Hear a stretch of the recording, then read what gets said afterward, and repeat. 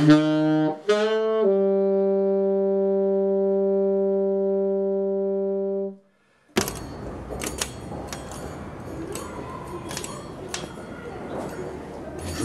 Bonjour.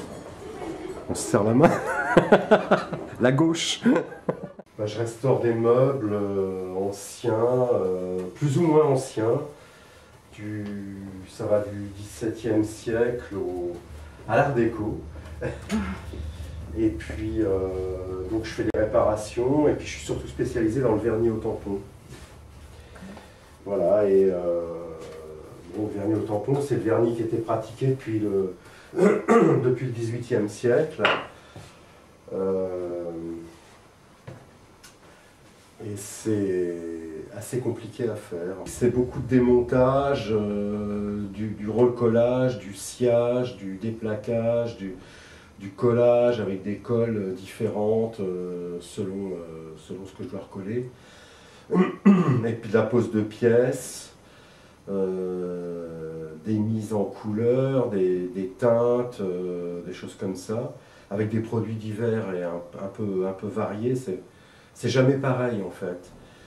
Et puis après il y a les finitions, le vernis ou la cire. Bon. Alors je prépare mes vernis moi-même, je fais des essais, je fais la cire aussi, je la prépare moi-même. Et puis après j'essaye d'arriver à un résultat relativement correct. C'est un peu variable.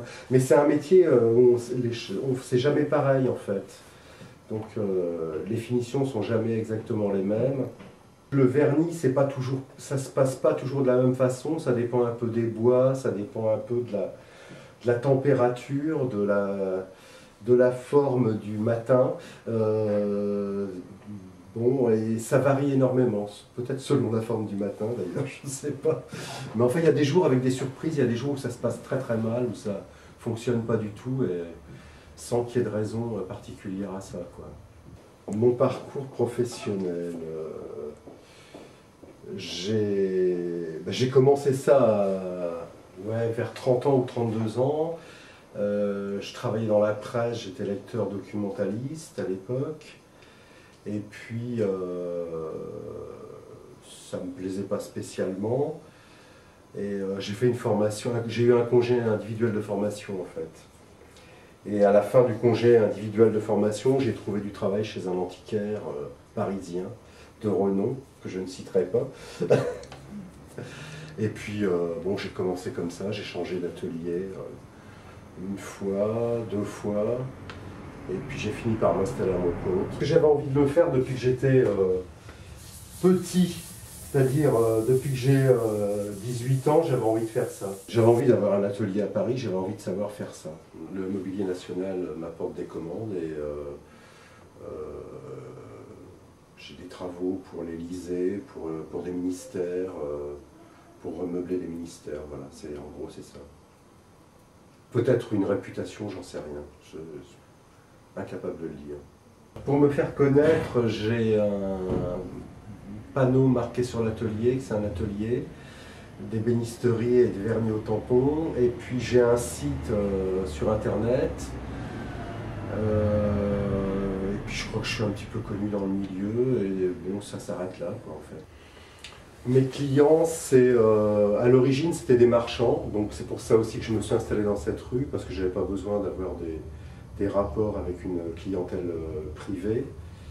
Et j'avais à l'époque, c'est-à-dire à l'époque, c'est il y a 16 ans, j'avais pas mal de clients marchands, des antiquaires.